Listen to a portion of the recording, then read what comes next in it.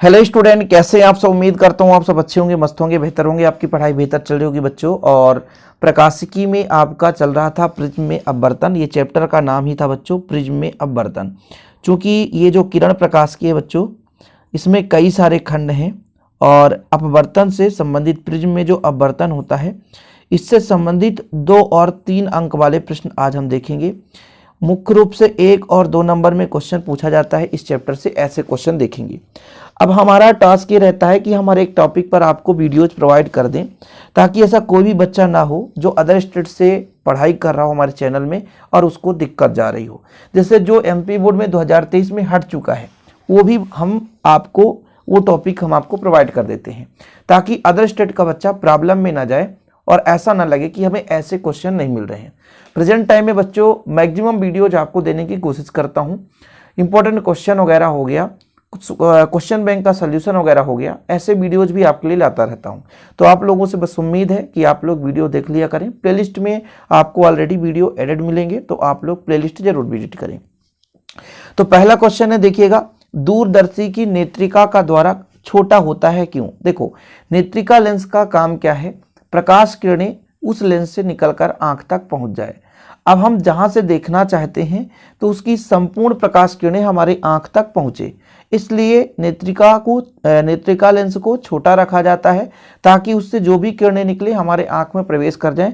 पता चला चौड़ा आप लेंस का प्रयोग कर लिए तो हमारा आंख बिल्कुल छोटा सा है और आप आंख से 4 गुना प्रकाश किरणें निकलेगी तो फिर पूरा का पूरा प्रतिबिंब हमारे आंख पर दिखाई नहीं देगा। इसलिए बच्चों नेत्रिका लेंस को हमेशा छोटा लिया जाता है, अर्थात नेत्रिका का द्वारक छोटा रखा जाता है। चीजें क्लियर हो गई कि भाई साहब, जैसे हमने कहा दूरदर्शी में 2 लेंस का प्रयोग करें। ये हमारे पास अभिदर्शक लेंस है बच्चों, यहाँ पर नेत्रिका लेंस है। हम यहाँ से देखना चाहते हैं किसी वस्तु को, ठीक है। अब पता चला ये बहुत बड़ा हो जाए, ये जो लेंस है ये वाला लेंस बहुत बड़ा जब हो जाएगा तो प्रकाश किरण निकलेगी तो आंख से बाहर चली जाएगी। और यदि ये छोटा है, जब लेंस ही छोटा है तो द्वारक भी छोटा होगा, तो नेत्रिका लेंस का द्वारक छोटा रखा गया। इससे निष्कर्ष ये निकलता है कि यहाँ से जो भी प्रकाश किरणें निकलेंगी और हमारे आंख तक पहुंचेंगी स्पष्ट रूप से और प्रतिबिंब स्पष्ट रूप से हमें दिखाई देगा। जो भी प्रतिबिंब बनेगा हमारे आंख के अंदर बनेगा। भैया ये तो आकलन करते हैं कि इसका प्रतिबिंब यहाँ पर बनता है, मुख्य रूप से प्रतिबिंब हमारे आंख पे ही पहुंचता है तो हम देख पाते हैं। वो तो फिर हम कल्पना कर लेते हैं कि प्रतिबिंब इतना दूरी पर होगा जिससे हमें वो दिखाई देता है। जैसे वस्तु मान लीजिए अनंत पर है, खगोलीय दूरदर्शी में हम पिंडों को देखते हैं, अध्ययन करते हैं, तो वस्तु अनंत पर है, वहां से प्रकाश किरणें एक इस लेंस के द्वारा बनती है, फिर एक दूसरा इस लेंस के द्वारा यहाँ पर प्रतिबिंब बनता है और मुख्य रूप से आवर्धित करके हमें दिखाई देता है, थोड़ा सा हमें बड़ा दिखाई दे देता है। ये चीज होती है बच्चों। चीजें क्लियर है, समझ रहे हो ना। चलिए आगे बात कर लेते हैं दूसरा क्वेश्चन पे।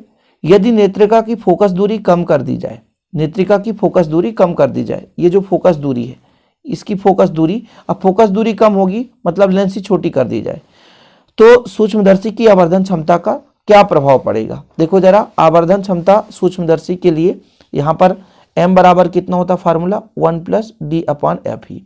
इन दोनों से रिलेशन क्या है, व्युत्क्रम है। यदि भैया फोकस दूरी कम कर दी जाए तो ऑलरेडी आवर्धन क्षमता बढ़ जाएगा। फोकस दूरी कम करेंगे तो आवर्धन क्षमता बढ़ेगा, फोकस दूरी बढ़ाएंगे तो आवर्धन क्षमता कम हो जाएगा।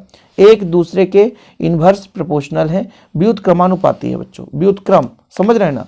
तो एफ ही यानी फोकस दूरी, एफ ही मतलब फोकस दूरी, इसका हम मान कम कर दें, इसका मान क्या कर दें, कम कर दें, तो एम का मान बच्चों बढ़ जाता है। कोई दिक्कत तो नहीं है। चीजें क्लियर है कि भाई साहब नेत्रिका की फोकस दूरी कम कर दी जाए तो सूक्ष्मदर्शी की आवर्धन क्षमता क्या हो जाता है, बढ़ जाता है। एक दूसरे के व्युत्क्रमानुपाती है, व्युत्क्रम है बच्चों। चलिए आगे देखते हैं अगला क्वेश्चन। देखिए, दूरदर्शी से अनंत पर रखी वस्तु का प्रतिबिंब भी अनंत पर बनता है। यदि अनंत पर रखी वस्तु का प्रतिबिंब अनंत पर बने तब दूरदर्शी से क्या लाभ होगा। देखो, अनंत पर बनेगा तो कोण का मान क्या हो जाएगा, बढ़ जाएगा, और यदि कोण का मान बढ़ा तो हमें वस्तु बड़ा दिखाई देगा। दर्शन कोण का मान जितना बड़ा बनेगा, सिंपल है, वस्तु उतना ही हमें बड़ा दिखाई देगा। दर्शन कोण का मतलब क्या है, तात्पर्य क्या है, थोड़ा सा समझने की कोशिश करें। मान के चलता हूं यहाँ पर एक छोटा सा वस्तु है, ठीक है, और इसका दर्शन कोण यहाँ पे बन रहा है, मान के चलता हूँ, मान लीजिए यहाँ पे 30 डिग्री। अब यही वस्तु यदि थोड़ा सा बड़ा होता तो दर्शन कोण का मान थोड़ा सा और बड़ा हो जाता, मैं मान के चलता 40 डिग्री। तो ये प्रतिबिंब हमको बड़ा दिखाई देता। अभी इसमें से हमने देखा कि ये छोटा है, मान लो ए बी है, छोटा है। ये दूसरा मान लिए ए डैश बी डैश बड़ा हो गया, तो इसका कोण ज़्यादा बढ़ गया। तो सिंपल है, यहाँ पर क्या कहा गया कि दूरदर्शी के अनंत पर रखे जाने पर वस्तु का प्रतिबिंब भी अनंत पर बने तो दर्शन कोण का मान बढ़ जाएगा, अंतरित कोण का मान बढ़ जाएगा और वस्तु आवर्धित रूप से दिखाई देगी, यानी स्पष्ट रूप से प्रतिबिंब दिखाई देगा। दूरदर्शी द्वारा प्रतिबिंब वस्तु से छोटा बनता है। फिर दूरदर्शी के क्या लाभ हैं बताओ जरा। दूरदर्शी से जो वस्तु प्रतिबिंब जो है वस्तु से छोटा बनता है, ऑलरेडी छोटा बनेगा भाई। सूर्य इतना बड़ा है, उसे देखना चाहोगे तो क्या सूर्य से बड़ा बन जाएगा प्रतिबिंब? ऐसा तो नहीं हो सकता है। नेत्र के पास बनता है और जिससे प्रतिबिंब द्वारा नेत्र पर अंतरित कोण बढ़ जाता है, इस कारण से हमें थोड़ा सा वस्तु स्पष्ट रूप से दिखाई देता है। अगला नंबर देखें क्वेश्चन, सामान्य समायोजन में दूरदर्शी की नली की लंबाई क्या है? दो आपके पास लेंस होते हैं, एक अभिदर्शक लेंस और एक फोकस लेंस, सॉरी नेत्रिका लेंस। एक आपका अभिदर्शक लेंस और दूसरा आपका नेत्रिका लेंस। दोनों की फोकस दूरी का योग FO मतलब ऑब्जेक्टिव, ये जो ऑब्जेक्टिव मतलब ऑब्जेक्ट को ऑब्जर्व करेगा वहां से प्रकाश किरण, अभिदर्शक लेंस बोलेंगे। तो अभिदर्शक की फोकस दूरी FO और आपका नेत्रिका का फोकस दूरी FE, दोनों का योगफल ही बच्चों कहलाता है हमारा सामान्य समायोजन के स्थिति में दूरदर्शी की लंबाई। सूक्ष्मदर्शी और दूरदर्शी का मूल कार्य क्या है? दोनों में ऐसा कौन सा कार्य बिल्कुल एक समानता दर्शाता है? कुल मिलाकर के आवर्धित रूप से दिखाई देना। दूरदर्शी में भी हम दूर की वस्तु को स्पष्ट रूप से देखना चाहते हैं और सूक्ष्मदर्शी में हम पास की ही वस्तु को, सूक्ष्म वस्तुओं को हम बड़े आकृति में यानी आवर्धित रूप देखना चाहते हैं। तो दोनों का मान क्या भाई साहब? दर्शन कोण का मान बढ़ाना। हमने आपको पहले भी बताया, दर्शन कोण का मान यदि बढ़ा दिया जाए, आंख पर बनने वाला कोण का मान यदि बढ़ा दिया जाए बच्चों, तो फिर दर्शन कोण का मान बढ़ा दिया जाए तो हमें आवर्धित रूप से वो चीज दिखाई देगा, अर्थात थोड़ा सा बड़ा दिखाई देगा। यही मेन कारण है।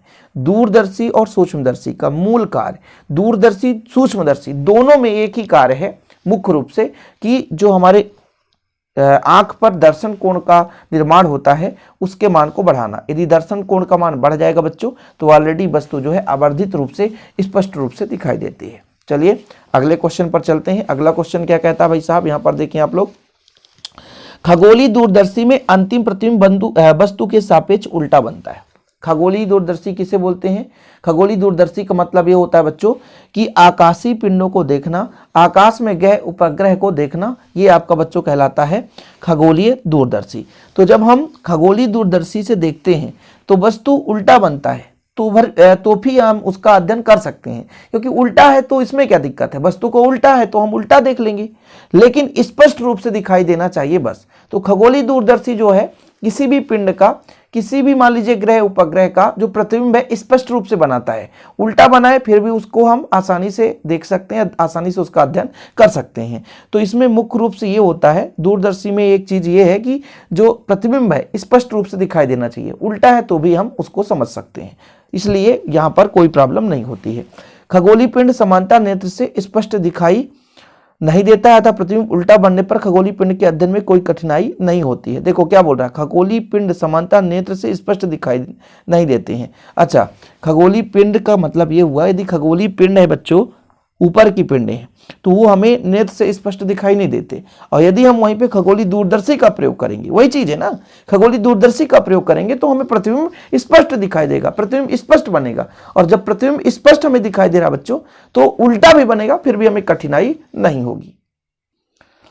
अगले प्रश्न पर चलते हैं बच्चों, सामान्य समायोजन का क्या अर्थ है? सामान्य समायोजन की स्थिति में सूक्ष्मदर्शी या दूरदर्शी में अंतिम प्रतिबिंब अनंत पर बनता है।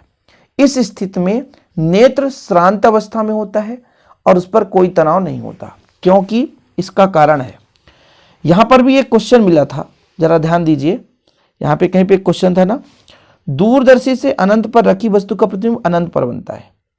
अनंत पर बनने से आंतरिक कोण बढ़ा हो जाता है, मतलब दर्शन कोण का मान बढ़ जाता है। जब दर्शन कोण का मान बढ़ गया तो प्रतिबिंब हमें आवर्धित रूप से स्पष्ट दिखाई देती है, जिस कारण हमारे आंख में तनाव नहीं होता।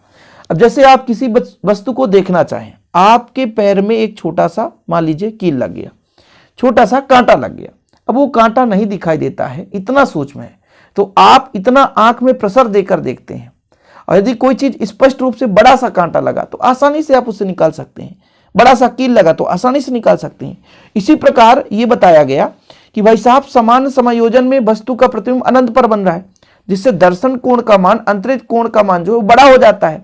अब जब बड़ा हो जाता है तो हमें आंख को उतना ज्यादा प्रभाव नहीं देना पड़ता, उतना ज्यादा तनाव नहीं देना पड़ता, ये चीज बोला गया है समान समायोजन में।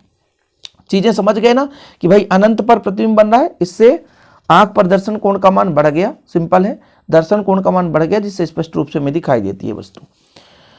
अगला देखो, संयुक्त सूक्ष्मदर्शी के अभिदर्शक की फोकस दूरी कम होनी चाहिए, क्यों? देखो इसके पीछे का रीजन मैं बताता हूं थोड़ा सा डायग्राम से। ये मैंने कहा भाई साहब, एक मेरे पास ये समायोजन का एक अक्ष है, इसमें मैंने कहा एक छोटा सा लेंस अभिदर्शक लेंस कर दिया, और इधर मान लो नेत्रिका लेंस है। बोला ये गया कि ये जो है थोड़ा सा फोकस दूरी इसकी कम होनी चाहिए, ठीक है। फोकस दूरी कम होने का तात्पर्य है कि वस्तु को हमेशा, जैसे यहाँ पे फोकस है FO, वस्तु को हम फोकस दूरी से बाहर रखते हैं, वस्तु को हम फोकस दूरी से बाहर रखते हैं। यदि इसकी फोकस दूरी अधिक होगी तो वस्तु को और थोड़ी दूर रखना पड़ेगा, जिससे यहाँ से प्रकाश किरणें, चलने वाली प्रकाश किरणें, संपूर्ण प्रकाश किरण इस अभिदर्शक से होकर नहीं जाएगी। थोड़ा समझें, हमने क्या कहा, जो सूक्ष्मदर्शी होता है वस्तुओं को स्पष्ट रूप से देखने के लिए वस्तु को फोकस से बाहर रखते हैं। यदि फोकस दूरी ही बढ़ा दिया जाए तो वस्तु को और दूर रखना पड़ेगा, जिससे यहां से चलने वाली प्रकाश किरण अभिदर्शक से होकर संपूर्ण रूप से नहीं जा सकेंगी, जिससे उसका स्पष्ट रूप से प्रतिबिंब नहीं बनेगा। भाई ये हमारा क्या है, ये हमारा अभिदर्शक लेंस है। अभिदर्शक लेंस है बच्चों, इसके फोकस दूरी को बढ़ा दिया जाए तो वस्तु और दूर रखेंगे, जिससे यहां से चलने वाली प्रकाश किरण इसमें स्पष्ट रूप से सभी किरणें नहीं जा पाएंगी, जिससे इसका प्रतिबिंब स्पष्ट रूप से नहीं बन पाएगा। ठीक है, देखो जरा, संयुक्त सूक्ष्मदर्शी में वस्तु को अभिदर्शक के निकट उसके फोकस के बाहर रखते हैं, अतः अभिदर्शक की फोकस दूरी कम होनी चाहिए। ऐसा करने से सूक्ष्मदर्शी की आवर्धन क्षमता बढ़ जाती है, और वहीं पर यदि हम फोकस दूरी बढ़ा दें तो फिर बच्चों क्या हो जाएगा, सूक्ष्मदर्शी की आवर्धन क्षमता घट जाएगी। चलिए अगला क्वेश्चन देखो, यदि सूक्ष्मदर्शी अथवा दूरदर्शी के अभिदर्शक पर मक्खी बैठ जाए, अब मक्खी छोटी सी होती है तो मक्खी बैठ जाने से ऐसा नहीं होता कि संपूर्ण प्रकाश किरण रुक जाए, तो प्रतिबिंब पर क्या प्रभाव पड़ेगा? मक्खी के बैठ जाने से अभिदर्शक से प्रवेश करने वाली प्रकाश किरणों की संख्या घट जाएगी। ऐसा नहीं है कि मान लीजिए संपूर्ण प्रकाश किरण घट जाए, ऐसा नहीं है। जैसे इतना बड़ा बच्चों ये आपका अभिदर्शक लेंस है, छोटा सा यहाँ पे एक छोटा सा मक्खी बैठ जाए तो प्रकाश किरणें बाकी तो जाएंगी ना, एक ही दो प्रकाश किरणें यहां से रुक पाएगी। तो भाई साहब मान लो 10 प्रकाश किरण रुक गई, और कई सारे प्रकाश किरणें सतत रूप से चलती रहती हैं। तो कहने का मतलब ये हुआ कि यदि अभिदर्शक पर मक्खी बैठ भी जाती है तो जो भी प्रवेश करने वाली प्रकाश किरणें उनकी संख्या घट जाएगी। ऐसा नहीं है कि संपूर्ण रूप से प्रकाश किरण अंदर नहीं जाएगी, क्योंकि अभिदर्शक इतना भी छोटा नहीं होता कि मक्खी के बराबर, मक्खी से कई गुना बड़ा होता है, तो अन्य प्रकाश किरणें तो जाएगी। इसलिए यह बोला गया कि भाई साहब जो प्रकाश किरणें उनकी संख्या घट जाएगी, प्रतिबिंब की तीव्रता कम हो जाएगी, किंतु प्रतिबिंब की स्थिति पर कोई प्रभाव नहीं पड़ेगा। प्रतिबिंब जहां पर बनना है वहीं पे बनेगा, बस इतना है। तो उसकी तीव्रता में कमी आएगी, थोड़ा सा धुंधलापन नजर आ जाए, इतना भी धुंधलापन नहीं होगा। तीव्रता मतलब उतना स्पष्ट रूप से दिखाई नहीं देगा जितना कि मक्खी ना बैठने से दिखाई दे।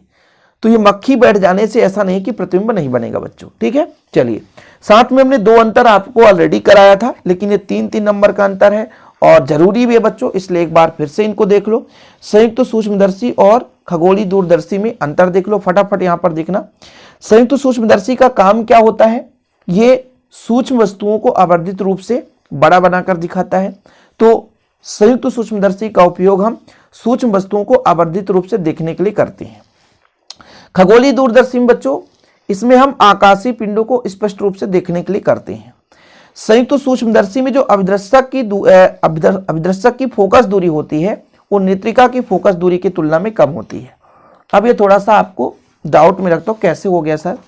अभिदर्शक की फोकस दूरी जो सूक्ष्मदर्शी है बच्चों, ये सूक्ष्मदर्शी है मान के चलता हूं, तो अभिदर्शक थोड़ा सा छोटा होता है और नेत्रिका इसमें से बड़ा होता है।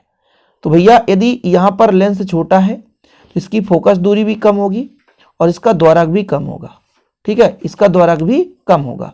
लेकिन नेत्रिका लेंस इसकी फोकस दूरी भी अधिक होगी और इसका द्वारक भी अधिक होगा। तो संयुक्त सूक्ष्मदर्शी में ये होता है कि अभिदर्शक लेंस की फोकस दूरी नेत्रिका लेंस की फोकस दूरी की तुलना में कम होती है बच्चों, ठीक है। वहीं पे खगोलीय दूरदर्शी में उल्टा होता है, ये हमारा अभिदृश्यक बड़ा होता है और नेत्रिका ये छोटा होता है, ठीक है। तो इसमें ये भी आप कह सकते हो कि अभिदृश्यक लेंस की फोकस दूरी अधिक और नेत्रिका लेंस की फोकस दूरी कम होती है, अपोजिट है एक दूसरे के। अब इन दोनों में डिफरेंस तो होता है, अभिदृश्यक और नेत्रिका दोनों लेंस में डिफरेंस होता है, अभिदृश्यक और नेत्रिका में थोड़ा बहुत अंतर होता है बच्चों। तो संयुक्त सूक्ष्मदर्शी में जो फोकस दूरी का बहुत कम अंतर पाया जाता है, मतलब सूक्ष्म अंतर पाया जाता है, लेकिन खगोलीय दूरदर्शी में इनके फोकस दूरियों में अंतर ज्यादा पाया जाता है। अब वही भैया फोकस दूरी के समान ही द्वारक भी है भाई, फोकस दूरी जिसकी कम होगी द्वारक भी उसका मान कम होगा, यानी अभिदृश्यक का द्वारक नेत्रिका के द्वारक से छोटा होता है, क्योंकि फोकस दूरी ऑलरेडी कम है तो द्वारक भी छोटा होगा।